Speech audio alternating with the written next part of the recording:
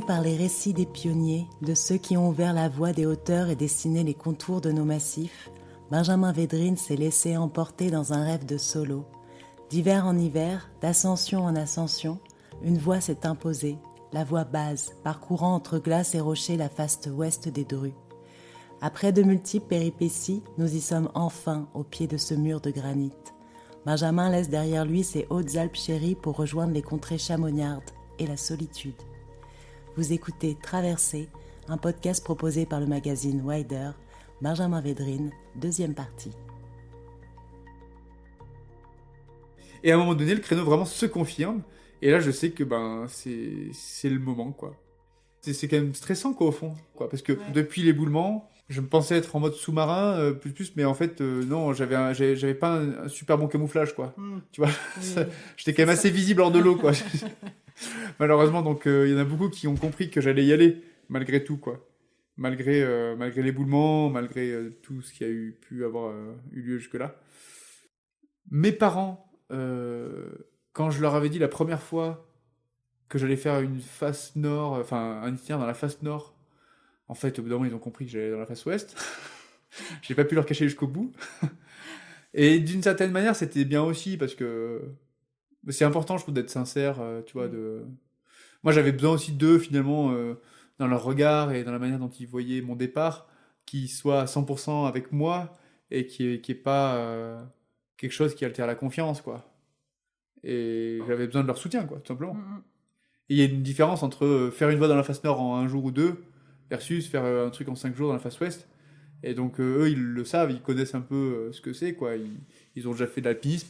Et donc, ils savent que 5 jours dans une face, voilà, c'est pas rien. Et quand je suis parti, j'ai senti leur soutien proportionnel à ce que j'allais tenter, tu vois. C'est important. Oui, je pense que c'est extrêmement important, quoi. Ouais. La communication et l'honnêteté, ouais. Ce qui n'est pas toujours donné à tout le monde, et notamment dans l'alpinisme. Mais là, j'étais vraiment un peu, comment dire, je suis parti à Cham un jour plus tard que prévu, parce que pareil, il y avait un risque d'avalanche. Risque 3 sur 5, le samedi. Et le samedi, c'était le jour que j'avais prévu pour faire l'approche. Et en fait, vu le vent et la neige fraîche, etc., et vu que depuis 2 ans, quand j'ai eu mon accident en avalanche, je suis un peu plus apeuré de ce risque-là et j'ai pas envie de partir dans une plaque. Je me suis dit, allez, j'attends encore un jour de plus. J'ai demandé l'aval de Yann par rapport à la météo et il m'a dit, oui, t'es pas à un jour près. Ça, c'est important de le garder en tête quand même. T'es pas à un jour près. Donc je me suis dit, bon, il y a la marge en météo, ça va faire que du grand beau la semaine prochaine. Allons-y.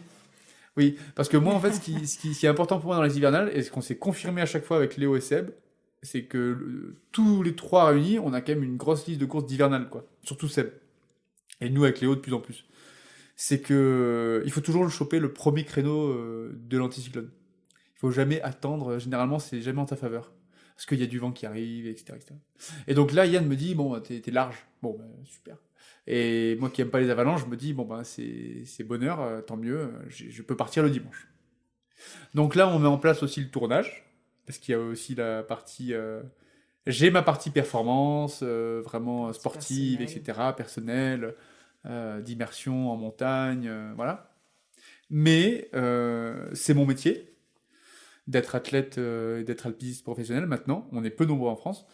Et une partie de mon métier, c'est quand même aussi de faire des films et raconter mon histoire. Alors moi, j'ai toujours eu plaisir à le faire naturellement, et je l'ai fait même bien avant d'être athlète de haut niveau. Et donc, on s'organise à la base bien en aval avec Seb Montaz, mais malheureusement, Seb Montaz n'était pas disponible sur le créneau qui arrive parce qu'il partait en voyage, et pour d'autres raisons. Mais en tout cas, au dernier moment, Mathis Dumas, du coup, fait partie de l'équipe, répond oui.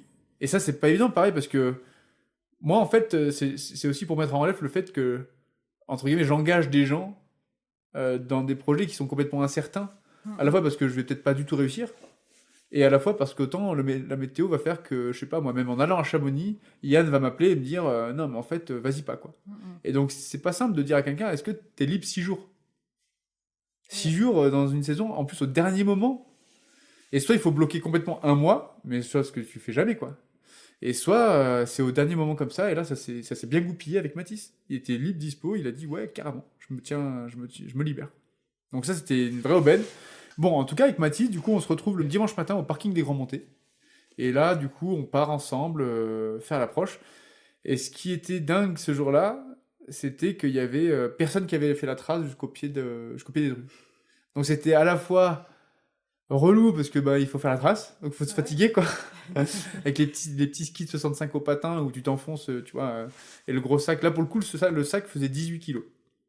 Et là je fais la trace devant Matisse, toujours un peu peur des plaques du coup parce que malgré tout le manteau neigeux est quand même assez, la neige fraîche est quand même conséquente. Enfin tu vois pour moi c'est une épaisseur un peu critique, tu vois, il y a 40 centimètres, il y a eu un peu de vent, bon ça a chargé quoi.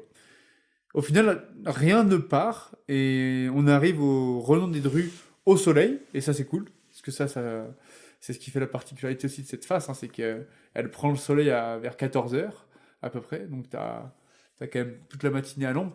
Et le Renom des Drues, qui est vraiment une sorte de proéminence au pied des Drues et qui est pas du tout exposé aux dangers de chute de pierre, d'avalanche, et ben fait office de bivouac, et à ce moment-là on est au soleil et on profite. Moi je me dis que je suis connecté là, ça y est, tu vois. Je suis au bon endroit, au bon moment, il n'y a pas de vent, il n'y a personne, il n'y a pas les fameuses cordées dont j'avais peur qu'ils soient là pour altérer le fait d'être seul, quoi.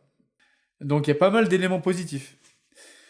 Et l'après-midi, je décide quand même de brasser un peu de la neige, je remonte le couloir pour amener encore, acheminer une dernière partie de matériel et aller vérifier que mon sac à patates, quand même, enfin, la patate, mon sac de hissage, Soit toujours là. ouais, voilà, c'est ça, qu'il n'a pas été touché par quoi que ce soit. Et je me souviens que ouais, que je monte, j'arrive au sac, tout va bien, alors, il est tout recouvert de neige pour autant. La dernière chute de neige a fait que tu le vois même pas en fait. Donc j'enlève la neige du sac et tout, et puis là je vois un peu des... Enfin c'est pas que je vois, c'est que j'entends. Tu sais, et en fait c'est des chutes de pierre. Et là, ça me remet dedans direct. Je me dis, Ludo, t'es sûr que... Et tu vois, c'est drôle parce que tous les gens que j'ai appelés, tous les gens qui sont autour de moi, ben, font apparition à un moment donné, là, vraiment très proche de l'échéance, quoi. Et là, je pense à Ludo, je me dis, merde, putain, attends. Et peut-être pas tant raison que ça, quoi. Et en tout cas, ça me remet face à la réalité du truc où bah, tu peux te prendre une pierre dans le pif et je redescends le couloir, du coup, tac, tac, tac, tac, tac, tac, je fais un rappel à la fin. Je laisse fixer la corde à l'arrimée. Et malgré ça, je suis sûr de mon départ demain matin. Tu vois, je me dis, bah là, de toute façon, je vais tout donner, je vais essayer. Mais j'ai toujours cette idée de me dire, je me laisse le choix d'échouer. Je le verbalise pas oralement, mais en tout cas, je le conscientise vraiment plusieurs fois, tu vois, et ça depuis longtemps, hein. Mais de se le répéter continuellement, c'est vraiment important. Moi, ça m'a vachement aidé en tout cas, à m'enlever un peu de la pression. J'ai pas d'obligation de résultat à me dire, faut absolument que je réussisse, sinon je suis une grosse merde, quoi. Et tous les gens, qu'est-ce qu'ils vont penser de moi? Non, ça arrive à plein de gens. Je veux dire, le solo, c'est connu pour les échecs. Voilà, et c'est assez important, je trouve, de savoir ça, parce que t'es pas tout seul, tu vois. Et tu te dis, bah non, il y en a eu d'autres qui ont eu peur et qui sont pas allés, quoi. Mais j'ai tellement été préparé que ce soir-là, quand je dors au Renom des Drues, je suis serein. Je suis plutôt bien, et en fait, tout se passe un peu de manière logique et c'est une forme de récital, tu vois. Alors même si du coup ça reste l'alpinisme avec l'incertitude et un grand I, ben j'ai préparé le truc, je suis là, tous les éléments sont réunis, c'est feu vert quoi, voilà. C'est feu vert. Et donc on dort le soir avec Mathis. J'ai ma tante à moi, parce que c'est pareil, j'aime bien me retrouver seul, tu vois, dans ces moments-là, et voilà, faire le vide. Et Mathis, je lui en ai parlé dès la veille, hein, je lui ai dit j'avais besoin d'avoir ma tante tout seul. Et vu la facilité d'accès, c'est pas très compliqué de prendre du poids en plus. Le matin, on fait un réveil à 5h30. 5h30, et en fait, l'idée, c'était pas de faire une immense journée, parce que dans tous les cas, je pouvais pas dormir tant plus haut que le haut de la rampe. Ce que j'appelle le haut de la rampe, c'est au pied des longueurs difficiles. Ouais. Et tu fais quelques longueurs, pas très dures, tu vois, un peu couchées, en M5, et après, tu arrives au pied vraiment des longueurs dures en M6, et là, mon but, c'était de fixer quelques longueurs, redescendre et bivouaquer au pied de ces Mm. longueurs-là, quoi. C'est le lundi, je sais plus combien. Bon, en tout cas, c'était un lundi. C'était lundi, début de semaine. 17, je pense. Ouais, 17 alors. Lundi 17 février, quand les gens rentrent au boulot, ben voilà, moi Toi, tu rentres au boulot. je pars au boulot, pareil, je pars dans mon bureau. Et ouais, ben, petit déjeuner, comme d'habitude. Alors je mange un peu plus parce que, ben, forcément, t'es aux réunions des trucs, j'ai pu me permettre d'apporter un peu plus de choses que ce que je me suis déjà apporté pour les 5 jours dans la paroi. C'est un peu moins rationné. Et là, je reprends mes traces de la veille. Je laisse Mathis, je lui dis à bientôt. Je dis- Et c'est vrai que c'est particulier quand tu quittes le gars avec qui t'as dormi au pied de ton Ton objectif, projet, ouais, ton projet, et tu lui dis bon bah dans 5 6 jours, je sais pas, on verra bien. Et puis à tout à l'heure avec le drone, de toute façon. Et une petite relation sympa, quoi, je trouvais.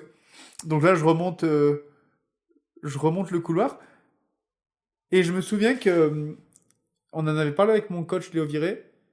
Je me suis vraiment mis dans un mood un peu similaire qu'au K2, c'est-à-dire de pas me cramer.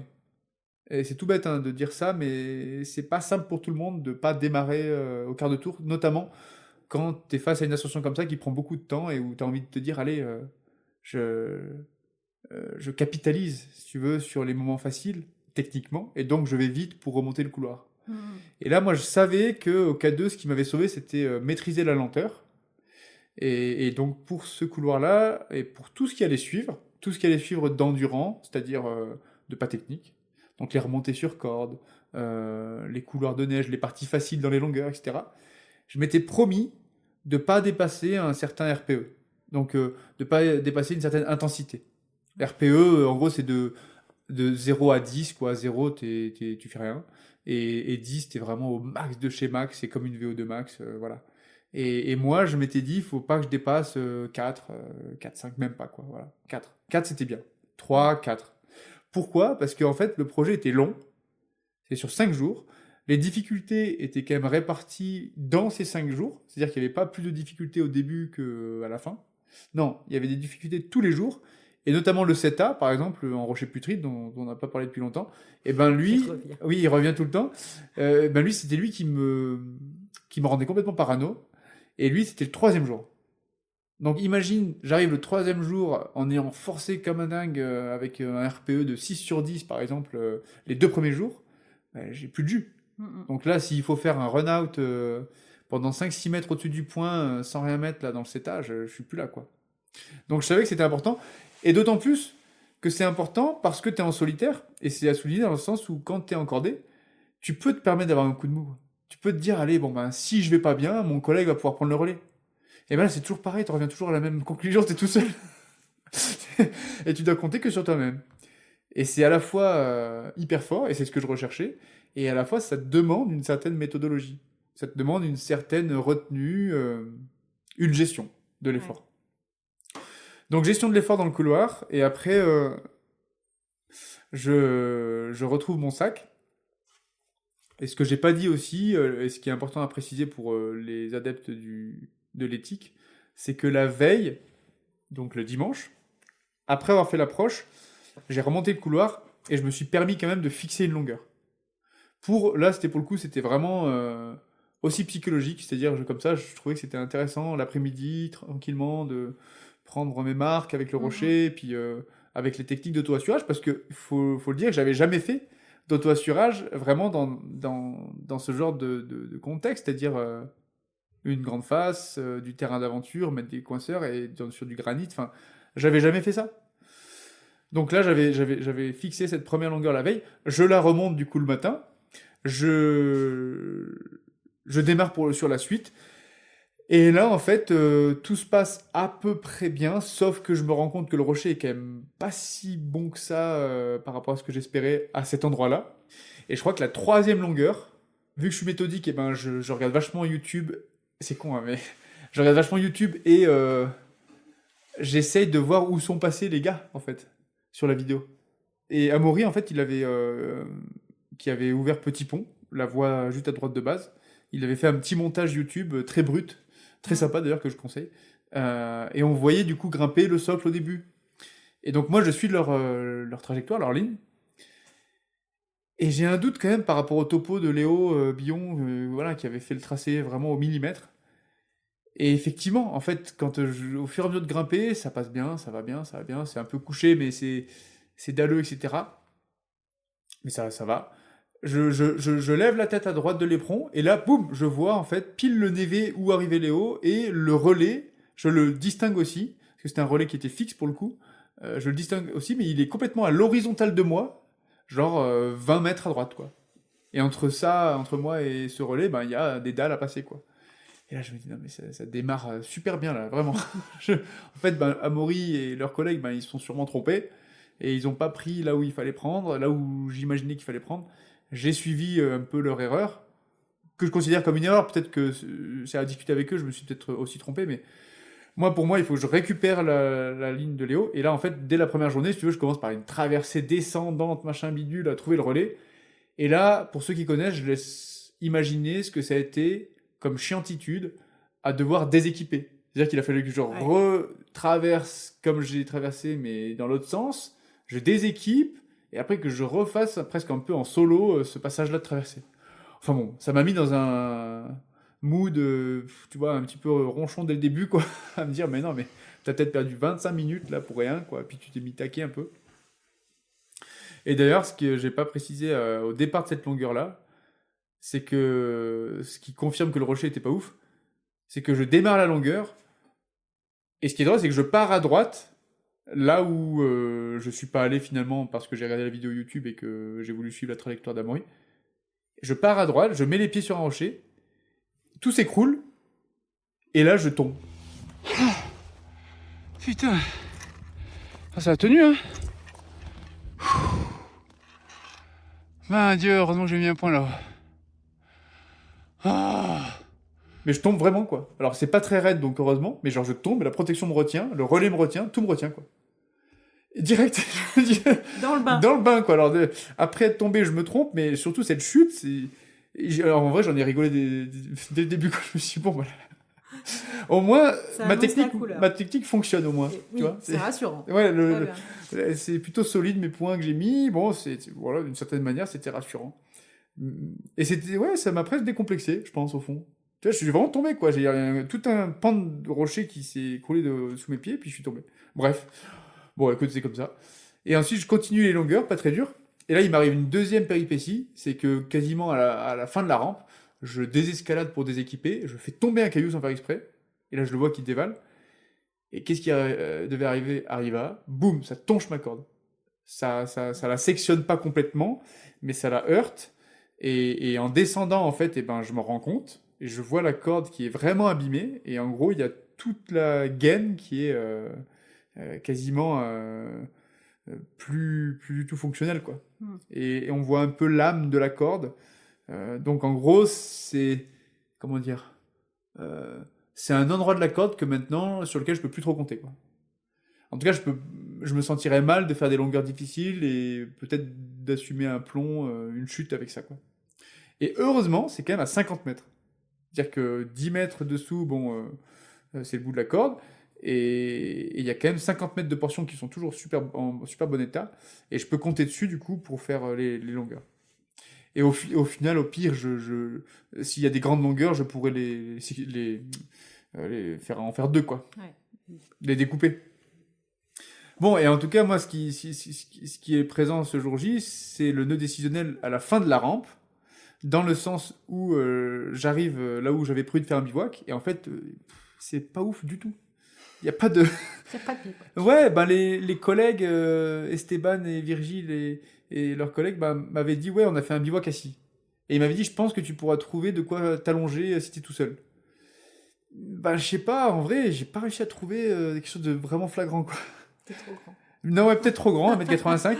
Et puis j'ai creusé, tu vois, j'ai essayé de creuser avec les pieds de temps en temps, ici ou là. Et c'était des cailloux très rapidement, quoi. Donc, pour moi, j'étais face un petit peu à une impossibilité vraiment de pouvoir me reposer dès le premier soir.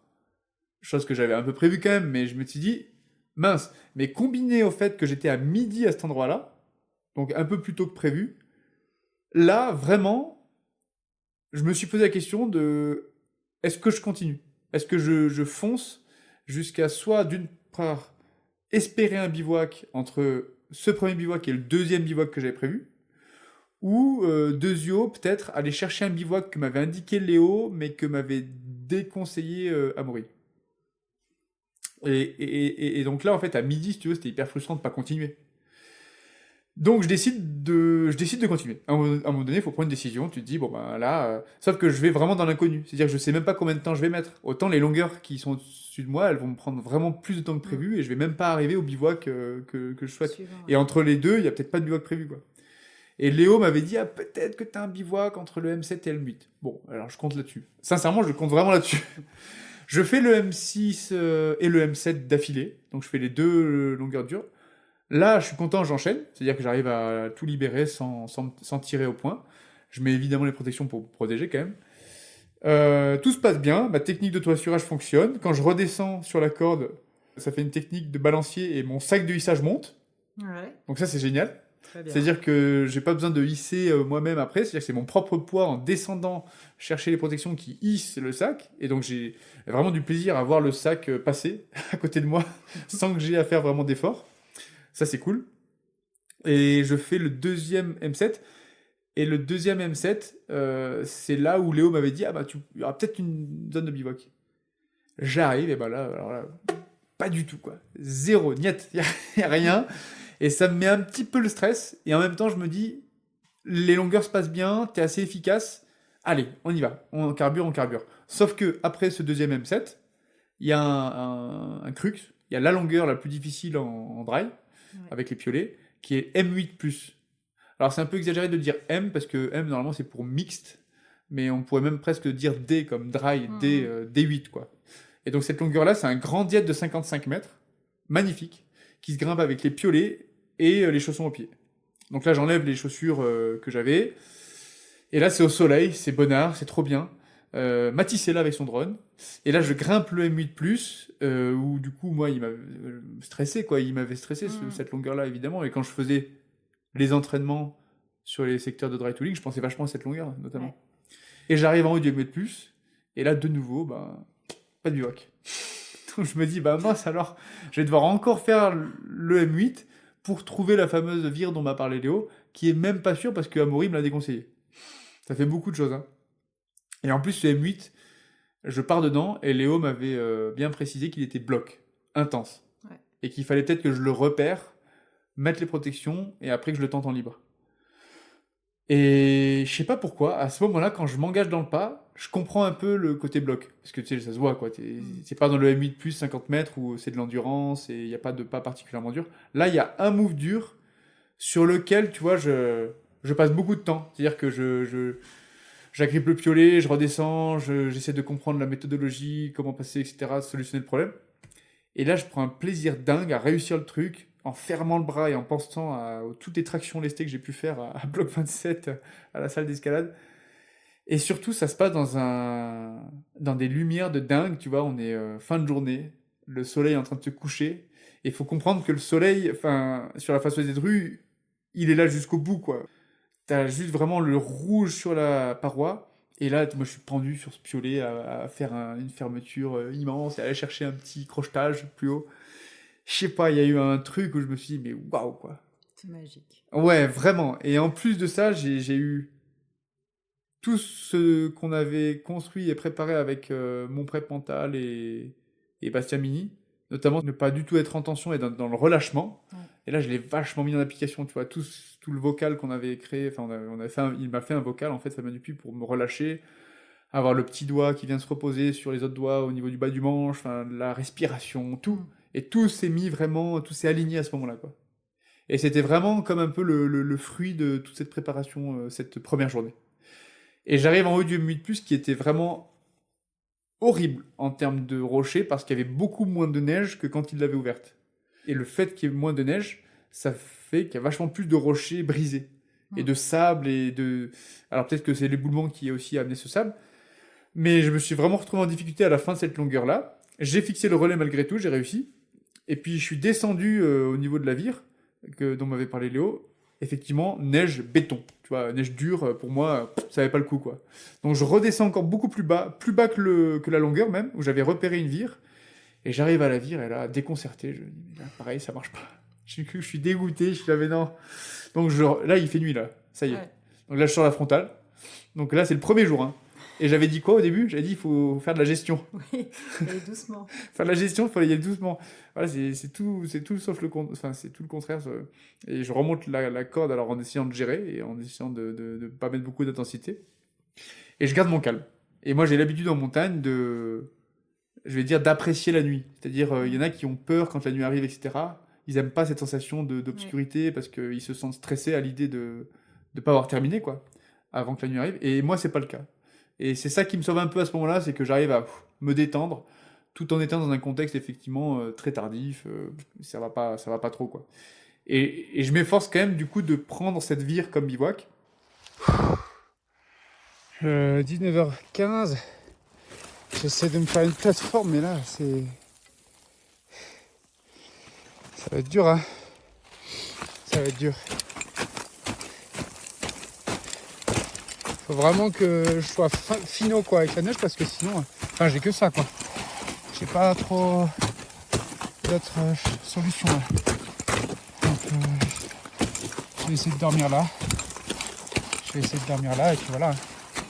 Je gratte, mais je fais attention de vraiment gratter comme il faut pour pas perdre la matière de la neige et pour que j'ai suffisamment de largeur.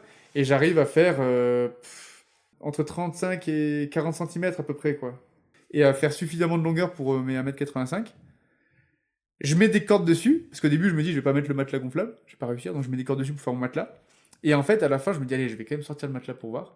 Je gonfle le matelas et je le saucissonne de sangles, tu vois, pour pas qu'il tombe, parce que sinon, en fait, ça faisait la moitié du matelas. Et je me dis, bon, bah, au pire, il perce, quoi, on verra bien, le premier jour sera con, mais c'est comme ça, quoi. Je préfère quand même essayer de mettre le matelas pour être quand même vraiment isolé du froid, parce que sinon, j'ai peur de pas bien dormir. Et au final, ça fonctionne.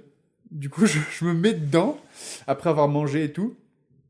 Je fais mon petit rituel de soupe purée chocolat pour le dessert. Et là, je me mets dans mon duvet. Alors, c'est une sorte de chorégraphie, mais faut se retirer avant. Hein. Je veux dire, ouais, c'est ça. Faut rien faire tomber. Tout est suspendu. Tout est, tu vois. Tu fais tomber tes chaussures au moment où tu les enlèves pour aller dans le duvet. Et là, t'es cuit. Hein, tu redescends direct. Et puis c'est ça, en plus, t'es tout sanglé. Donc, c'est pas agréable du tout. Et au moment où je suis allongé, je me dis, je souffle vraiment. Mais dans le sens, bon, bah là, t'as réussi à faire quelque chose que t'aurais jamais imaginé faire. Non pas enchaîner les longueurs, mais juste t'allonger. Et au final, je bouge pas de la nuit, quoi. Je reste comme ça, fixe. Et pour faire pipi, bah, du coup, j'utilise une bouteille, parce que tu peux pas te mettre accroupi ou quoi que ce soit, quoi. Et je me dis ce soir-là que, putain, c'est dur, quoi, comme expérience, là. Même si je suis trop content d'avoir enchaîné les longueurs et que ça se soit bien passé, c'est quand même pas facile, tu vois. Et le lendemain, ce qui me rassure, c'est que vu que je suis monté beaucoup plus haut que ce que j'espérais, j'ai quasiment fait 2 journées en une, c'est que le lendemain, je vais faire vraiment une petite journée. Et donc je me lève, et là, je fais que 4 longueurs ce jour-là. Je fais vraiment tranquillou, je fais vraiment gaffe de me reposer. Mais par contre, ben c'est dans ce début de journée que les choses s'altèrent un peu, dans la première longueur, dans le M7+, où je monte dans la longueur, et là, je fais très vite face à du rocher vraiment putride. Il m'avait prévenu que cette longueur était pas ouf, notamment Seb Baratel qui l'avait fait en tête. Mais là, vraiment, il y a un moment donné où je fais un coincement de là, mais il y a tout qui part. Ouais, il y a un gros amas rocheux sur lequel je suis pendu qui vibre fort, fort, fort, et qui a 2 doigts de tomber. Et là, en fait, je me précipite du coup sur un coinceur que j'avais mis à gauche, heureusement. Et le truc, du coup, c'est qu'au moment donné où je me longe sur le coinceur que j'ai mis pour arrêter de grimper en libre et arrêter de tirer dessus, bah en fait, c'est que l'aventure du libre, si tu veux, elle est vraiment altérée et elle s'arrête là, en fait. Elle s'arrête là parce que je me vois pas redescendre et réessayer au vu de cet amas rocheux qui bouge comme jamais. J'ai pas envie de... En fait, j'ai envie de libérer les longueurs, mais j'ai pas envie de me mettre dans un danger consciemment comme ça, juste pour libérer. Trop important, quoi.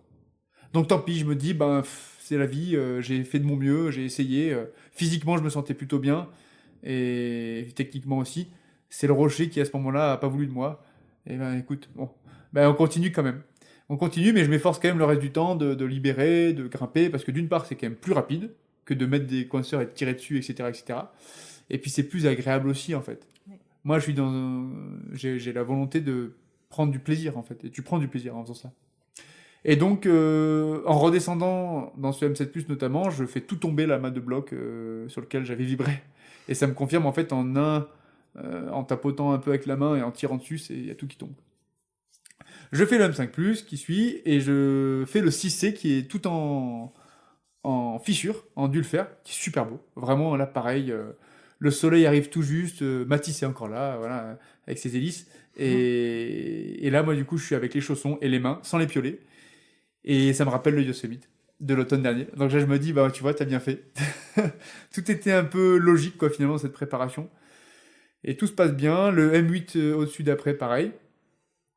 Et donc, je laisse fixer, en gros, presque 100 mètres de corde. Et je redescends pour arriver, en fait, à une terrasse qui est au pied du M7+. Et cette terrasse, elle est vraiment 4 étoiles. Genre, par rapport à la veille, tu vois, c'est beaucoup plus confortable. Et toute la portion qu'il y a au-dessus de moi, dont la première partie que j'ai fixée, eh bien, c'est une portion sur laquelle je ne peux pas compter pour dormir. Donc je suis obligé d'arriver à une terrasse. C'est la terrasse qui est commune avec la voie des papas. Oui. Et entre moi et la terrasse, il y a vraiment beaucoup de longueur, dont le fameux setup. Ben, du coup, j'arrive sur cette terrasse là qui est vachement plus confort que la veille. Donc là, enfin, je peux souffler un peu. Je me fais vraiment un bivouac 4 étoiles, avec des petits murets de neige et je m'enlève le baudrier, je suis plus attaché, alors que la veille, sur ce petit bivouac suspendu, j'étais complètement longé 24 heures sur 24. Là, je peux souffler un petit peu.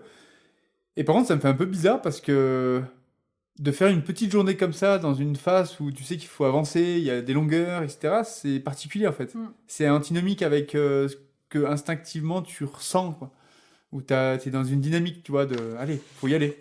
Là, non, t'arrives à, je sais plus, je suis arrivé à 15 heures au bivouac, et il faisait soleil, grand beau, et puis faut que je m'arrête, quoi. Mais j'étais content de m'arrêter parce que j'ai ressenti quand même la journée de la veille. J'ai senti quand même que ça m'avait impacté physiquement, et un peu aussi mentalement, dans l'engagement, etc. Et que c'était quand même bienvenu finalement, cette petite journée, quoi. D'autant plus que finalement, j'ai forcé pas mal, tu vois, dans le M7+, j'ai eu peur, dans le 6C, je me suis quand même employé, en dû le faire, et puis dans le M8 d'après, pareil. Donc j'étais content de m'arrêter un peu, donc là, j'ai fait vraiment gaffe, pareil, gestion, ça m'a fait penser au K2 de la même manière, à hydratation, et beaucoup manger. Et ça, c'est vraiment une règle d'or je dis on, avec Léo Viré notamment, qu'on avait mis en place, qu'on s'était promis là pour cette ascension, où en fait j'avais vraiment une forme de calendrier à respecter, d'horaire à respecter, de par mon horloge biologique, en mangeant un sandwich, tu vois, que j'avais préparé, un peu du saucisson, du fromage, du beurre dedans, à 13-14 heures, quoi, voilà.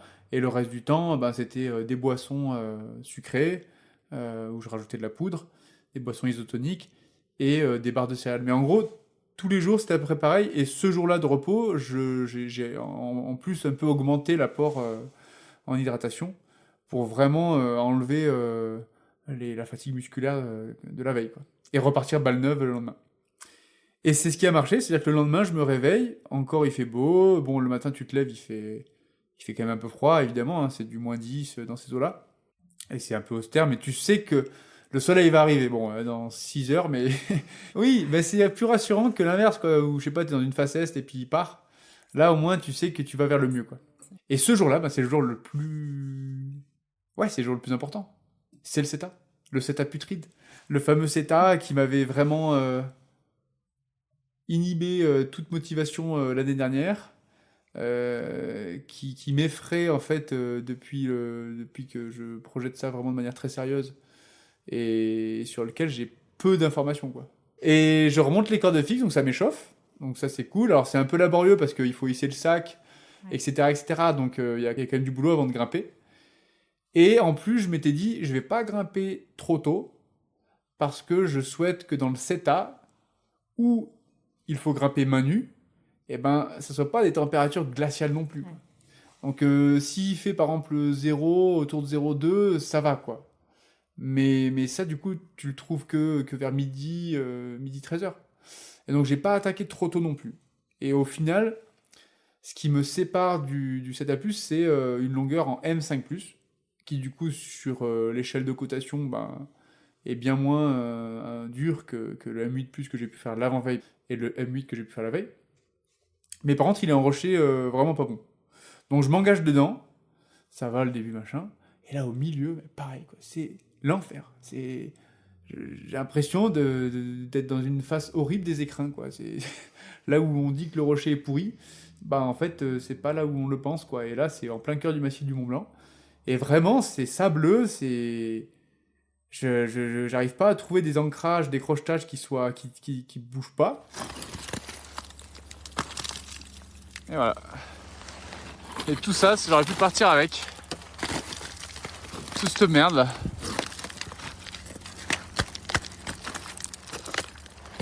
Putain. J'ai peur. Hein. Donc en fait, je fais un mix avec mes piolets, je trouve un peu des trous de temps en temps, qui sont plutôt pas mal. Puis avec mes mains, je prends des épaules, un peu des réglettes. Mais sincèrement, tous les pieds bougent, c'est pas agréable du tout, quoi. Et ça me fait vraiment peur cette longueur. Et à un moment donné, pareil, je sens qu'un bloc entier bouge. Alors heureusement, bah, du coup, je prends un. Il y a parfois des protections à demeure qui sont en place. En tout, dans les 1000 mètres, il y a 8 de ces protections, des spits, qui ont été mis par des Espagnols qui ont tenté d'ouvrir l'ensemble de l'itinéraire. Ils ont mis je sais plus combien de temps, je crois 8 jours, enfin c'était extrême. Ils ont coté ça genre A5, enfin tu vois, un truc complètement improbable. Enfin, je sais pas si c'est surexagéré ou si c'est eux qui ont réellement fait. Non, je pense que c'était surexagéré parce que j'ai vu le terrain, j'ai fait l'ensemble de la voie et c'est pas possible que ce soit à 5. Et je sais pas si c'est à la montée ou à la descente, mais en tout cas ils ont mis en place ces points. Et moi, quand le bloc a bougé énormément, ben, le truc était providentiel, je l'ai pris à gauche, là, je l'ai crocheté et la plaquette. Et pareil, j'ai arrêté de libérer cette longueur. Donc il y a eu plusieurs longueurs où ça s'est passé de la même manière que dans le M7+, la veille. Et ce qui m'a fait voir un peu mon aventure d'un autre angle, quoi, où je me suis dit, bon, bah maintenant, le but, c'est quand même de sortir vers le haut. Et tu vas tout faire pour ça, quoi. Et donc je suis arrivé au pied du 7A, vraiment éreinté, mentalement, vraiment. Hein. Genre cette longueur-là qui fait, je sais pas, 35-40 mètres, là, j'ai vraiment donné beaucoup de moi-même et j'ai trouvé ça hyper engagé, quoi. Et pas là où je m'y attendais, dans le sens où on m'avait dit que c'était pas du bon rocher, mais M5+, tu te dis, bon, ça n'a pas l'air extrême, ça veut dire que j'ai des pieds, j'ai des mains. Alors déjà, je ne suis pas d'accord avec cette cotation. je la recoterai, ouais, je la recoterai au moins M6 déjà. Et je trouvais que c'était quand même pas facile, tout court, par rapport à un autre M5+ d'avant. C'est autre chose, c'est un autre rapport à l'escalade, quoi. C'est vraiment un rapport à l'instinct de survie où t'as pas envie de partir, quoi. Et c'est fatigant. Non, c'est vraiment fatigant. Et après, moi, du coup, je me fatigue sur je me pré-fatigue avant la longueur clé. Non, mais tu vois. Et donc, il faut bien comprendre que moi, cette longueur, elle m'avait vraiment hanté toute une période de ma vie. Je suis au pied de cette longueur. Et là, je me dis que je vais prendre tout mon temps. Mais genre, tout mon temps. Là, même si je passe 3 heures dedans, il n'y a aucun problème. Je fais tout. Du moment que je la sors, après, je m'en fous si je fais les 2 longueurs d'après dans l'obscurité, c'est pas grave. Et donc là, je commence la longueur en CETA, qui est vraiment une fissure en bon rocher et légèrement surplombante, mais avec une bonne écaille. Et Léo m'avait dit 6B6C, voilà, en cotation fissure. Alors là, j'en ai rien à cirer. Je prends une fissure, je prends des coinceurs, je fourre les coinceurs dans la fissure et je tire dessus. Mais comme jamais, quoi. Là, j'en ai plus rien à faire du libre, tu vois. Je me dis qu'il faut que j'économise le plus d'énergie possible pour assumer le passage, peut-être, qui un jour va se présenter devant moi et dans lequel je vais devoir physiquement grimper et être dispo et faire ce qu'on appelle un run-out, quoi, au-dessus de la protection, quoi. Là, il y a une bonne fissure, j'en profite. Bon, je passe cette fissure-là en artif, alors que sincèrement, ça aurait pu être très sympa de faire en libre, tu vois. Je veux dire, c'était très beau, magnifique, beau rocher, mais la longueur d'avant, elle m'avait séché. Donc je pouvais plus. Donc là, j'arrive à un premier relais, je fais un premier tempo. Et il faut comprendre que quand tu fais du solo, on l'a dit, il faut faire 2 fois la longueur, d'accord, mais il faut aussi réorganiser tous tes sacs et toutes tes cordes. Et moi, en fait, du coup, j'ai 2 sacs de course, sacs cabas, quoi. T'as des sacs cabas dans lesquels, si tu veux, genre, je pack mes cordes pour qu'elles soient lovées correctement et qu'elles viennent vers moi au fur et à mesure que je monte sans qu'il y ait de nœuds. Et si elles étaient vraiment pendues dans le vide, d'une part, j'aurais peur qu'elles se coincent dans un rocher plus bas, et d'autre part, en plus, le poids de la corde, en fait, serait trop important. Ça serait trop dur, quoi, tu vois, en résistance. Et donc là, je pars dans la deuxième partie du CETA, et là, pareil, alors hyper stressé, donc là, je pars en chaussons, il fait très froid, il y a un peu de vent, il doit faire dans les -5 finalement, et j'ai presque l'onglet, je suis main nue, hein, j'ai les gants de fissure, mais il fait très froid.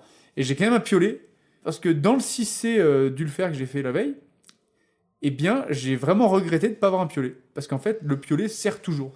Alors là, il faut considérer les jeunes que, à Chamonix du moins, euh, si vous n'avez pas un partenaire joker, ayez un piolet, quoi. En gros, c'est ça. Si tu peux toujours crocheter un truc, tu sais, et au moins quand tu crochettes dans le 6C, par exemple, du fer, j'aurais crocheté quelques petits trucs, j'aurais eu un gros bac dans les mains. Alors que là, dans le but, tu vois, souvent j'avais fichu les mains comme ça, c'était pas agréable, en verrou et tout. Alors c'est joli, d'accord, hein, mais une bonne fissure, un bon crochetage et un bon manche de piolet, c'est bien aussi, quoi. Et donc dans ce CETA de la deuxième partie, j'avais ça. J'ai artifié comme je pouvais. J'arrive au pied de ce qui avait été éprouvant pour Léo, c'est-à-dire la dernière partie. Là, je fais encore un relais. Je découvre un friend, un coinceur coincé de l'équipe de Esteban et Virgile, donc ça me fait plaisir. Je me dis, bah, ils sont passés par là, ça me rappelle leur petit passage. Quand je vois leur friend et quand je pense à leur passage, je me dis, mais comment ça se fait que ce soit aussi pourri? Tu sais, après qu'une cordée se soit passée. Parce que normalement, quand il y a une cordée qui est passée, qui a répété, ils ont un peu purgé, ça nettoie. Et là, pas du tout. Là, j'avais l'impression que personne n'était passé, tu sais, qu'ils avaient vraiment fait en sorte d'enlever le moins possible de rochers pourris. Et c'est tout ça. Et non, et c'était complètement justifié, parce qu'il y avait une creuse en dessous. Au moment où ils grimpaient cet itinéraire-là, il y avait Amaury et toute la clique qui ouvraient à droite. Et donc, ils pouvaient pas se permettre de faire partir des trucs, quoi. Et donc, pour eux, ça a dû être terrible. Parce que, alors, moi, je suis allé de bon cœur, hein. J'ai fait partir des trucs, il y avait personne en dessous, ça faisait de la fumée, et j'avais pas du tout de mauvaise conscience, tu vois. Mais alors, de grimper sur des œufs comme ça, alors là, chapeau, quoi. Franchement, terrible. Je m'apprête enfin à faire la dernière partie du CETA, et honnêtement, au pied du truc, je me dis, ah, j'ai quand même mes chances. Enfin, j'ai mes chances pour que ça se passe bien, quoi. Tu vois, je me sens un peu mieux que en l'imaginant dans mon lit, au chaud, peinard, quoi. Il y a aussi une forme d'adrénaline à ce moment-là, hein, qui se met en place. Donc c'est un peu hormonal, quoi. Ta peur, elle est là, elle est présente, et heureusement qu'elle est là, parce que sinon tu ferais des conneries. Mais elle est un peu inhibée, d'une certaine manière, par l'adrénaline et par la dopamine. Et du coup, ça te donne une motivation. Tu te dis, allez, j'y vais, et en plus, t'as envie que ça se finisse, quoi. Et ce qui est très drôle, c'est qu'il y a 20 mètres qui me séparent. Et je me dis vraiment dans ma tête, je me dis, il y a 20 mètres, il y a 20 mètres. Allez, ça va le faire, 20 mètres. Ah, t'as fait 19, 18. Et je comptais les mètres, c'est comme ça. Donc là, je pars dans la longueur, toujours le piolet dans la main, au cas où. Et vraiment, je l'ai pas regretté parce qu'il y a plein de moments où, en fait, tu mets la lame dans les fissures, et c'est vachement plus agréable, même en termes de traction sur les rochers, que de tirer dessus, si tu veux, avec une pince dans les mains ou une réglette, et où les prises tiroirs peuvent plus facilement s'enlever, quoi, partir. Et je trouvais que le piolet était vachement plus judicieux. Peut-être même que 2 piolets, ça aurait été bien. Et là, comme dans le M7+, ou comme dans le M5+, j'ai toujours cette même expérience. Je mets ma lame dans une fissure, je tire un peu dessus, et là, pareil. Tout un pan entier, genre, je sais pas, ça faisait plus d'1 mètre carré, qui vibre complètement et qui bouge complètement. Et là, bah, alors là, bah, pareil, quoi, je me suis pas vaché parce que pour le coup, j'ai pas pu trouver de concert, mais alors j'ai tout mis en œuvre, une forme d'instinct de survie, et j'ai serré les petites crouines sur les côtés, là, les petites réglettes qu'il y avait à gauche, la main gauche, en épaule, machin, ci, en faisant ça. Tu t'en sors comme un chat, en fait, agilement, parce que t'as pas le choix. Parce qu'à ce moment-là, en fait, je suis un peu trop loin de la protec, et là, du coup, ce passage-là, il m'a même pas tant marqué, tellement, en fait, je m'y attendais au fond. Tu vois, j'étais tellement conditionné à ce que dans cette longueur-là, il se passe un truc, et qu'il faille que je force vraiment et que je mette tout en œuvre, et que je mette toutes mes capacités en action pour m'en sortir. Et ben, ça a fait qu'à la fin, j'ai trouvé ça normal. Et à la fin, là où Léo m'avait dit, bah, tu traverses dans des blocs vraiment déversants et tu sais pas s'ils tiennent, et ben étonnamment, il y a une fissure vraiment en très bon rocher, tout du long, et j'ai tous les coinceurs pour artifier cette partie-là. Bah là, je me prive pas non plus, quoi. Je te mets tous les coinceurs dans cette fissure, je tire. Et en fait, j'arrive beaucoup plus vite que ce que je pensais. Et je parcours les 20 mètres vraiment rapidement, heureusement. Sinon, ça aurait été très dur mentalement. Et j'arrive au niveau de cette dalle dont m'avait parlé Léo aussi, un rétablissement. Et là, vraiment, j'ai une sorte de... Un peu comme l'année dernière où j'avais dit que j'arrêtais le projet base. J'ai un relâchement, tu sais, j'ai une sorte de contentement, de satisfaction de ouf. Parce que ben, il est 13h, voilà, on est à un moment de la journée où j'aurais pas imaginé être là. Et je viens de passer le CETA, quoi. Et je viens de passer le CETA. Et ça, c'était fort, quoi. Et je suis toujours là, vivant. C'est bien. Et ouais, c'est bien, et je suis au pied du 6C, et là, en fait, je sais que ça y est, tu vois. Et donc, quand j'arrive au CETA, il y a une forme de... Il faut renaître un petit peu de ce qui vient de se passer, réinventer, pas une motivation, mais une concentration, et dire genre, ben, c'est pas fini. Là, c'est pas fini, ok, ça va être peut-être plus cool, mais tu sais même pas, en fait. Et j'avais raison de me dire ça. Parce que je fais les 2 longueurs qui me séparent de la terrasse, ça se passe très bien. C'est hyper agréable à grimper, c'est trop beau. Un 6C, un 6B. J'arrive à la terrasse, j'ai le temps en plus de fixer le 6B du lendemain. Donc je prends de l'avance sur le lendemain. Donc ça, alors c'est ce que j'avais prévu comme étant le top du top. Et là, ma terrasse, alors là, c'est une terrasse, mais tu pourrais mettre une rêve partie. C'est genre 5 étoiles. Une vue panoramique sur toute la Suisse, le Valais, le Grand Paradis aussi au fond, les Grandes Jorasses, les Dents du Géant, la face sud du Mont Blanc. Enfin, t'as vraiment un panorama de dingue. Et t'es au pied de la dernière partie de l'ascension, où il y a en gros un 6B que j'ai fixé, 2 6C qui suivent, 2 6A de la voie Bonatti qui ne s'est pas écroulée, donc en rocher orange, et ensuite c'est la fin commun sur la voie normale. Et là, je prépare mon bivouac qui commence à faire crépuscule, presque nuit, et je reçois un message de Yann Gezendaner, mon routeur, qui me dit bah, cette nuit tu vas être un peu dans le brouillard, mais ça devrait se lever demain matin, grand beau. Ok, bon. Alors moi, tu sais, je suis un peu.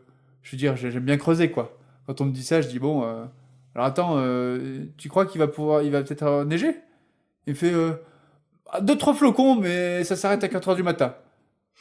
Et là, d'un coup, ça m'a fait tilt. Je me suis dit, 2-3 flocons. Et connaissant Yann, je sais que là-dessus, des fois, il peut être un petit peu optimiste, tu vois, dans le sens. Pour lui, ça va pas le gêner. Mais moi, 2-3 flocons, déjà, c'est trop. 2-3 flocons sur du rocher, en 6C, ben, tu vois, sur des passages un peu dalleux, non, ça marche pas.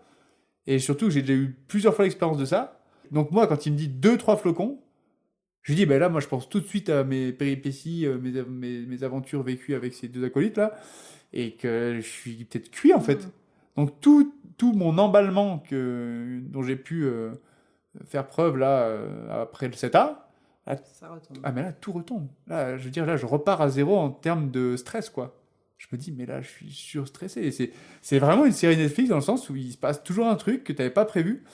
Et même si, pendant cet hivernal-là, je m'étais dit, ça peut être cool s'il y a un petit peu d'éléments naturels qui viennent un petit peu rendre l'aventure un peu difficile, un peu épique, tu vois.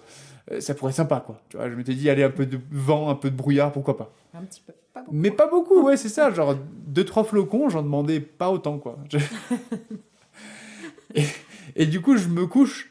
Et quand je me couche, je me dis vraiment que je vais avoir de la chance, que franchement, il y aura pas grand-chose. Je me dis même, ah, autant je serai au-dessus de la mer de nuages. Tu sais, ça arrive, ça, des fois, où il neige en bas, il pleut en bas, et en haut, t'es nickel, quoi. Et ça va être même trop beau, je suis sûr, parce qu'en fait, je vais être au-dessus de la mer de nuages. Et moi, je vais être au soleil dans le 6C, que je vais grimper en chaussons, ça va être incroyable. Et, et je me couche avec ça, et là, ouais, et là, je me lève à 4 heures du matin, il fait pas encore mauvais. Je me dis, bon, Yann, il a peut-être tort, hein, il s'est déjà trompé, hein, donc autant si c'est peut-être bon signe, quoi. Que dalle, quoi. À 6 heures du matin, il commence à neiger, quoi. Et là, tu sais, moi je suis la tête dans le duvet, mais tu sais, tu t'entends un peu, quoi, les flocons qui viennent toucher ton duvet. Et puis du coup, je lève la tête dehors, et là, bah, c'était brouillard complet, on voyait pas à 5 mètres. Et il neige, quoi. Et il neige pas du tout à l'horaire prévu par Yann. Donc déjà, je me dis, ma mère, ça va vraiment retarder mon départ. Et deuxio, il neige quand même plutôt pas mal, quoi. J'ai pas de visibilité. Dans tous les sens du terme, quoi. J'ai pas de visibilité, tu vois. Je sais pas comment ça va être, et vraiment, dehors, je vois rien, quoi. Et au final, ben, il passe les heures. 8 heures, il neige. 9 heures, il neige. Et Yann me dit, effectivement, il neige, mais ça devrait vraiment, genre, se dégager tout de suite. Et de temps en temps, il y a un peu des trouées, puis ça se remet à neiger. Puis après, il y a un peu de vent, puis tu vois, ça fait toute la neige fraîche qui vient sur ton duvet. Donc là, il commence à y en avoir peut-être, je sais pas, en cumulé, peut-être 3 4 centimètres. Ça paraît rien comme ça, tu vois, mais en fait, sur une longueur de 6C, c'est largement suffisant pour te faire vraiment chier, quoi. Et, et du coup, je suis un petit peu démoralisé à ce moment-là. Enfin, vraiment, je me dis que j'aurais dû partir un jour plus tôt. Tu vois, le fait d'être parti un jour plus tard, c'est dire un peu l'importance des créneaux en montagne. La valeur que ça a, ces créneaux. Et aussi, ça met encore en relief l'aspect dépendance qu'on a avec la météo et le terrain, quoi.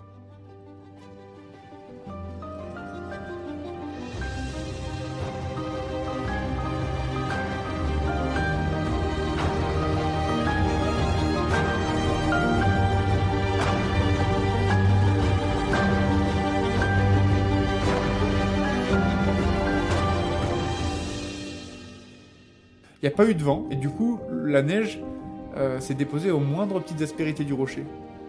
Et ça, pour moi, c'est pas bon signe. Je me dis, ben là, ça va être compliqué, quoi. Et à 10h30, 11h, boum, ça commence à tout se découvrir. Et là, enfin, je vois le ciel bleu. Et Yann me dit, ah ben là, ça y est, tu dois voir. Bah oui, je dis, bah oui, là, ça y est. Je te confirme qu'enfin, le soleil arrive. Mais moi, perso, j'y crois à moitié. Mais je me dis, je veux pas abandonner là. Tu vois, mon projet, ça fait tellement longtemps que je le prépare. Là, j'ai fait déjà 3 grosses journées qui m'ont demandé quand même du jus, j'ai pris des risques. Enfin, je me dis, ça vaut le coup quand même d'essayer d'aller voir, ça coûte pas grand-chose. Donc, je me mets en place. Il fait quand même assez froid à ce moment-là. Il y a quand même du vent de sud. Il y a peut-être 20, 30, des rafales à 35. Il fait négatif. Donc, je pars dans le 6C quand même en me disant, ben, je vais artifer et libérer. Enfin, je vais faire un mix des deux. Et le départ, ça a l'air pas mal parce que ça fait une fissure vraiment évidente où tu peux mettre des coinceurs. Donc je me dis, bah au moins tu peux artifier le départ, quoi. Et je me dis quand même que je suis pas en mesure de partir avec les chaussons d'escalade au pied parce que c'est trop enneigé. Donc je pars avec les crampons pour pas glisser. Et là, je pars dans le 6C. J'artife au début, tout se passe bien. Sauf que, ben, en fait, comme beaucoup de voies comme ça, très raides et dans du rocher un peu à revoir, il arrive une section devant moi, en fait, où je peux plus artifier. Parce que c'est tout des toutes petites fissures et c'est tout des blocs un peu instables. Ils tiennent, ils sont enchevêtrés les uns avec les autres, mais tu peux pas vraiment artifer et tu es obligé de grimper en libre. Donc là, je me dis merde, putain. Avec les crampons là, c'est pas du tout propice parce que jusque-là c'était, mais là, le rocher est hyper lisse et il y a que quelques petites fissures et tout, et puis le rocher est pas ouf. Et ben je pars quand même. Et là, je me mets des taquets, quoi. J'arrive au relais au pied du deuxième 6C. Et là, en fait, je suis un peu plus rassuré parce que déjà il fait plus chaud, donc ça commence à faire fondre en fait la neige. Alors tu vas me dire ça mouille, mais il vaut mieux que ce soit mouillé plutôt que tu mettes la main et qu'il y ait de la neige fraîche, quoi. Je préfère que ce soit tant pis que ce soit mouillé, mais au moins je sois au courant et que je sente un peu si ma main elle va tenir ou pas tenir, quoi. Alors qu'avec de la neige, c'est vraiment plus chiant. Et les chaussons c'est pareil. Entre de la neige et du mouillé, tu préfères largement le mouillé, quoi. Je déséquipe le 6C, je me prépare, etc. Là, tout est quand même laborieux, hein. Faut tout avec le vent, faut remettre les cordes, etc. Ça prend du temps. Et je mets les chaussons d'escalade parce que je sens que la longueur est plus raide et qu'il y aura quand même globalement moins de neige. Et que de toute façon, je me suis mis tellement taqué avec les crampons que là, maintenant, c'est fini, quoi. Et donc, je pars dans la longueur suivante. Et effectivement, les chaussons, même s'il y a un peu de la neige, tu favorises en fait des petits aplats, des toutes petites proéminences ridicules où il n'y a pas forcément de neige.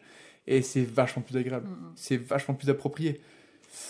Et dans 6C, il y a une fameuse fissure très large dans laquelle Jordi, qui était avec l'équipe des ouvreurs là, en 2020, il avait fait demi-tour parce qu'il n'avait pas de numéro 5. Et moi, comme j'ai dit un petit peu auparavant, je n'ai pas pris de numéro 5.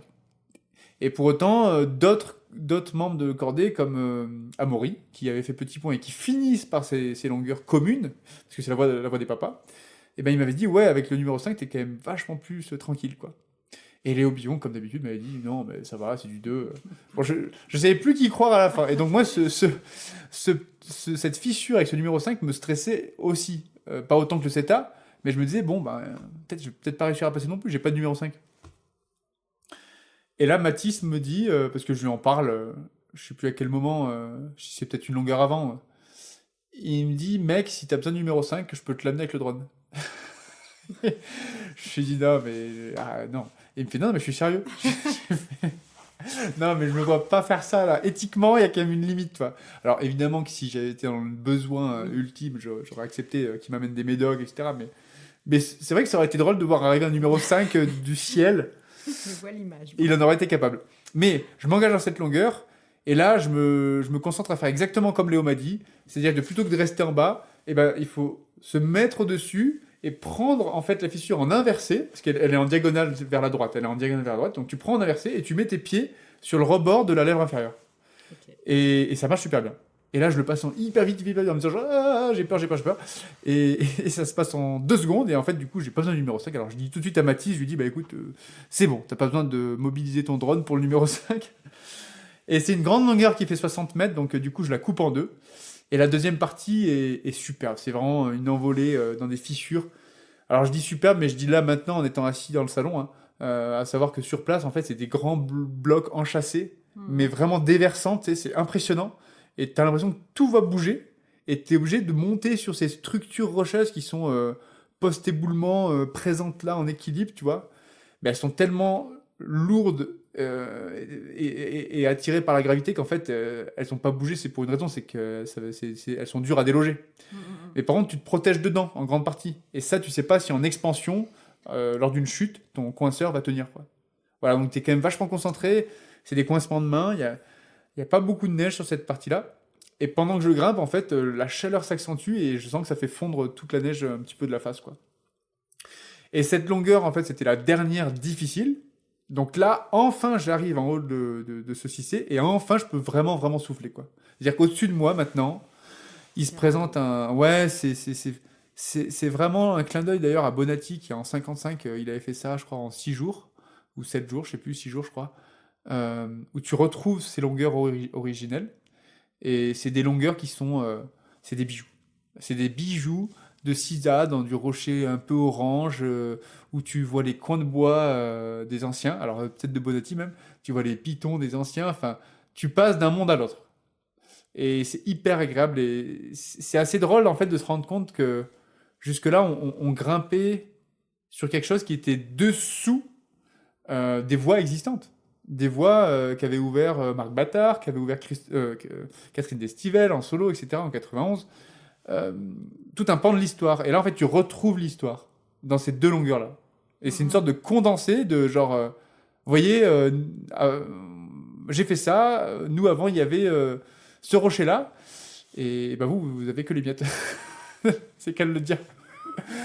Et non, mais au-delà de ça, c'est juste que c'est beau, quoi. Et j'imagine le Bonatti à l'époque, enfin, ça devait être dingue, hein. Il revenait du K2, désespéré, plus confiance aux camarades de cordée. Et bref, ça m'a fait penser à pas mal de choses de grimper dans ces longueurs. Et donc, ces 2 longueurs-là, ça me revigore, quoi. Je suis trop à fond. Je me dis, bah là, c'est trop bien. Et j'arrive enfin en haut des 2 CISA, où là, vraiment, le terrain facile m'accueille.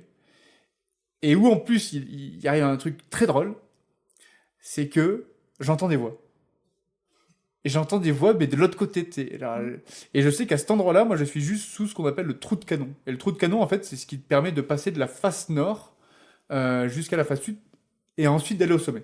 Et c'est ce qui est utilisé quand tu fais la Pierre Alain ou la Directe américaine, qui sont des voies en face ouest aussi. Et la Pierre Alain, c'est en face nord. Et tu passes par ce trou de canon qui est petit, hein, qui fait la taille d'un sac à dos, quoi, et tu te hisses dedans, et hop, après ça te permet d'aller au sommet. Et là, j'entends globalement à travers ce trou des voix. Et là, moi, ce passage-là, donc ben, je les entends, mais je me dis, ben, on va finir ensemble, c'est cool. J'actionne mon escalade, je continue. Je vois Hugo, la chaleur de la cordée, tu vois, qui est là dans sa voix, dans ses yeux. Et en même temps, je suis attiré par le sommet. Je me dis, mais je peux pas m'arrêter là, c'est pas possible. j'ai encore 1 heure ou 2, peut-être, même s'il fait nuit, et je vais peut-être arriver au sommet, et puis je bivouac là-haut, quoi. Et donc je lui dis un peu à contre-cœur, je lui dis non, Hugo, je continue, je suis désolé. Focus. Puis j'ai aussi un peu envie d'être seul, en vrai. Même si ça me ferait plaisir, parce que j'ai plus beaucoup de gaz.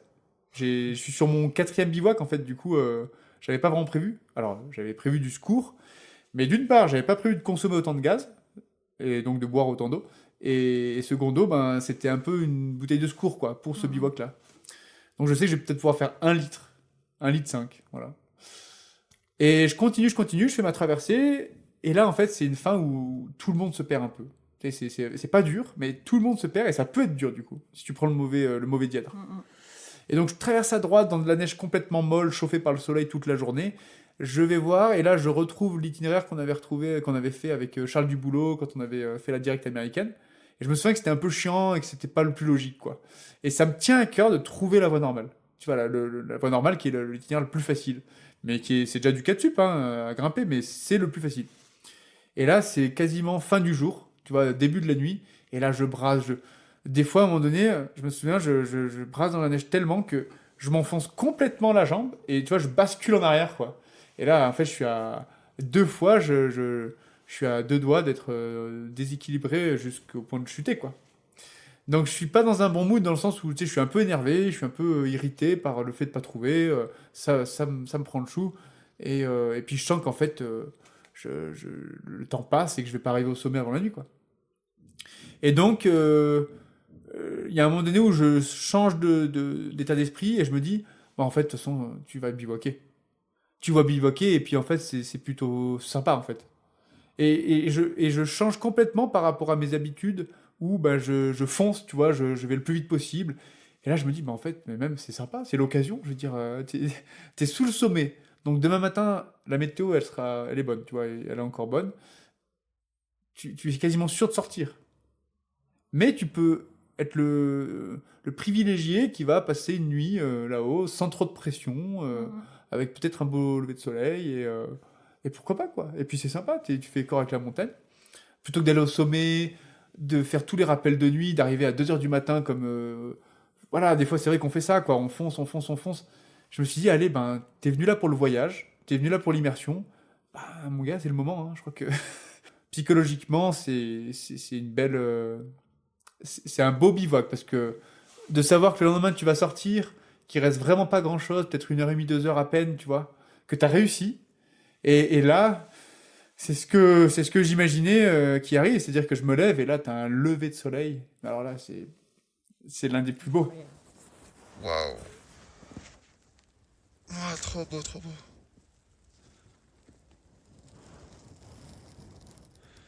Ah, ça valait le coup de rester rien que pour ça. Oh, que c'est beau. C'est un paysage que j'ai jamais eu, dans le sens où j'ai jamais dormi à cet endroit-là au Dru, donc j'ai juste pas eu ce point de vue-là. Et c'est vrai que je bivouaque pas souvent en hiver finalement dans les montagnes, parce que j'essaie de le faire à la journée. Alors, je bivouaque dans les vallées, quoi, sur les glaciers, sur les machins, mais quand t'es perché comme ça à 3700 mètres, et les Drus, c'est quand même assez... t'as un recul, quoi, on va dire, par rapport à la chaîne du massif du Mont Blanc et l'Italie et tout ça, donc t'as vraiment une vue assez importante et assez riche, quoi. Et donc là, t'as des couleurs qui s'embrasent et tout. Et je suis bien dans mon duvet, je regarde, je profite, je prends des photos, je prends des vidéos. Et là, j'entends encore des voix. Et c'est les fameux copains qui, eux, s'étaient levés vachement plus tôt et qui sont dans la traversée. Alors je les entends gueuler. Et je me dis, bon, moi je suis peinard, j'ai fait cette traversée la veille, j'ai peut-être bien fait finalement. Et je me dis, bon, bah, va falloir peut-être que je me mette en action quand même pour finir seul, parce que j'avais envie de finir seul. Donc je me mets en action plus vite que prévu, tac tac. J'ai réussi à faire de l'eau comme je peux. Et au moment où je veux attaquer ma longueur, boum, le premier arrive. Et donc là, je lui dis, bon, bah, vas-y, passe devant. Et finalement, en fait, la chose a fait que bon, bah, j'ai grimpé entre leurs cordes sans les gêner, sans que me gênent.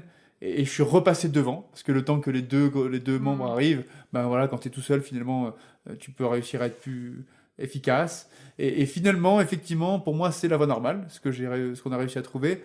Les passages sont logiques, pas très durs. C'est très joli, c'est du très beau granit. Et là, tu es au soleil le matin, c'est hyper agréable. Et le dernier passage, c'est une sorte de couloir de neige qui file tout droit, non pas vers le sommet, mais vers l'arête faîtière, légèrement à l'ouest du sommet. Et donc là, ben, alors j'attends, j'envoie un message à Mathis, je lui dis, ben, vous êtes où? Parce qu'eux, ils sont en vallée, ils sont dormis chez eux, donc, et je me dis, bon, bah, c'est quand même sympa de célébrer le sommet avec lui, et puis de faire les images aussi pour le film avant d'arriver en haut. Et puis moi, comme ça me fait aussi prendre le temps d'être tranquille, de regarder un peu autour de moi. Et je lui dis, bah voilà, dans 15 minutes et tout. Alors on se donne rendez-vous, on s'attend.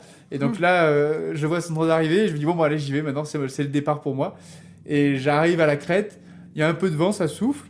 Là, faut dire que le ciel est un peu laiteux, c'est pas les couleurs, je veux dire, bleu ciel qu'on imagine, mais il y a quand même ce créneau de beau temps que Yann m'avait confirmé la veille, qui est là, c'est-à-dire que le vent souffle, mais le fun qui doit souffler très fort arrive cet après-midi. Donc on sent qu'on est enfin, je sens que je suis sur un créneau vraiment limité, et je profite de ce créneau limité parce qu'en fait, je suis à 15-20 mètres du sommet, quoi. Et puis là, du coup, ben voilà, les derniers mètres, c'est des petits pas blocs un peu, des petites dalouses là avec les crampons. Tu te hisses, et puis t'arrives. Bah, après, en fait, je suis arrivé à la Vierge comme je suis jamais arrivé, c'est-à-dire j'avais toujours pris des itinéraires bis, mais jamais celui-là. Et finalement, il était hyper sympa, hyper aérien d'ailleurs. Et là, en fait, bah, j'arrive au sommet. Bah, après, ouais, c'est dur à dire, hein, le sommet. Hein. Enfin, tu vois, tu peux pas. J'ai des émotions, hein, évidemment, hein, mais c'est presque moins riche que quand tu arrives en haut d'une longueur comme le CETA. C'est presque moins, tu vois, poignant, quoi. Et t'as cette vue, oui, ok, voilà. Bon, mais bon, cette vue, tu l'as presque eue tous les jours depuis 5 jours, donc elle commence à être un peu monotone. Et t'as peut-être les aiguilles rouges que tu vois davantage. Mais t'as aussi une forme de fin, quoi. Tu vois, t'as une chute, quoi. C'est-à-dire que c'est fini, ton aventure, elle est finie, donc même si t'es... Hein? Ça retombe un peu. Ben ouais, t'as l'intensité qui retombe, tu sais que tu vas plus repartir sur une journée, quoi, c'est pareil, quoi. Donc là, c'est fini, quoi. Tu vas faire les rappels, et puis tu vas rentrer chez toi à la maison, avec, entre guillemets, tous les problèmes du monde d'en bas. Il y a ça aussi, quand même, hein. Et alors, bon, je pense au fond pas à tout ça, mais inconsciemment, il y a tous ces éléments, je pense, qui jouent en la faveur d'une arrivée assez modeste, assez pudique, quoi. Alors, au fond de moi, justement, je sais que je suis comme ça, donc j'essaie de repenser un peu à la genèse du projet, etc. à ce moment-là. Et donc je m'assois à côté de la Vierge, et c'est là où, tu vois, où tu peux réussir à créer des... Enfin, pas à créer, mais à te faire ressentir des émotions euh, sous le prisme de pensée que tu pourrais pas avoir parce que, bah, en fait, t'es sous le rythme, t'es rythmé par les journées et par l'excitation et l'aspect un peu animal de l'escalade qui t'a habité pendant 5 jours, quoi. Et là, quand je repense à la genèse, etc., ben, ça revient, tu vois. Je veux dire, j'ai un peu la satisfaction qui arrive et surtout presque un peu de la mélancolie dans le sens où je repense à ce que je viens de faire et les larmes ne sont pas venues, mais tu sens qu'elles étaient pas loin. Euh, et ça, c'est dû au fait que je pense que tu es un peu fier de toi, où tu as une certaine fierté qui remonte et qui te dit mais que c'était pas facile, quoi, aussi. Donc tu as tout qui s'entrechoque à ce moment-là aussi, tu vois, quand tu repenses à ça. Tu te forces à y repenser. Et là, après, ben, je savais que les copains allaient arriver. Donc du coup, j'étais content aussi de ça. Parce que le sommet, je pense que tu arrives plus facilement à le célébrer en le partageant. Ouais. Et l'ascension, c'est moins le cas, je trouve. Mais quand ils sont arrivés, du coup, bah, moi, j'ai été trop content aussi pour eux. Parce que du coup, bah, ils n'avaient pas fait beaucoup d'ascensions comme ça. Et pour certains, c'était la première fois. Et je ressentais cette énergie, tu vois. Et moi, j'étais content de les voir. Et eux aussi, je pense. Enfin, donc c'était sympa, quoi. Je trouvais ça rigolo.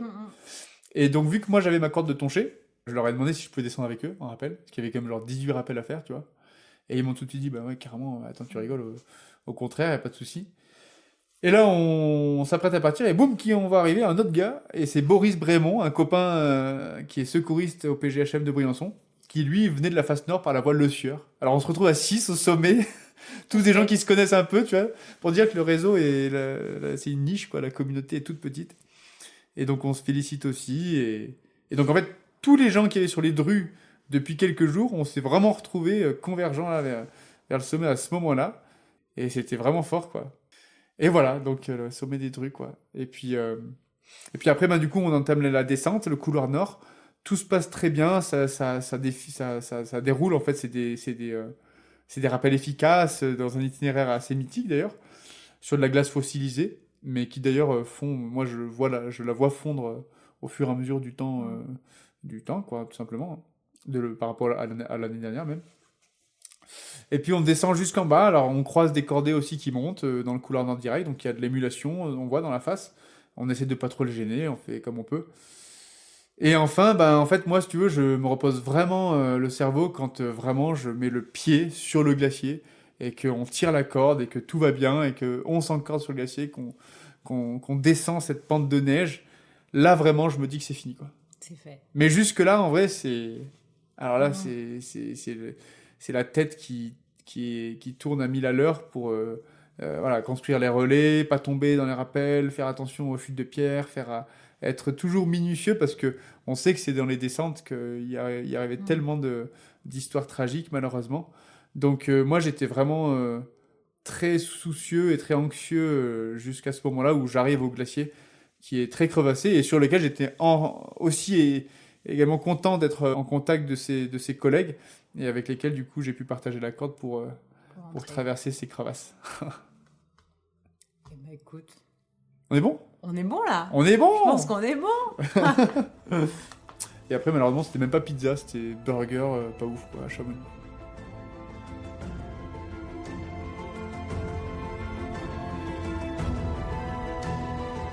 Le 21 février 2025, dans les lumières divines de l'aube, Benjamin Védrine, le sourire aux lèvres, a retrouvé le sommet des Drues, inscrivant son nom à tout jamais dans l'histoire avec cette ascension en solitaire. Un premier solo pour une valse à deux avec la montagne.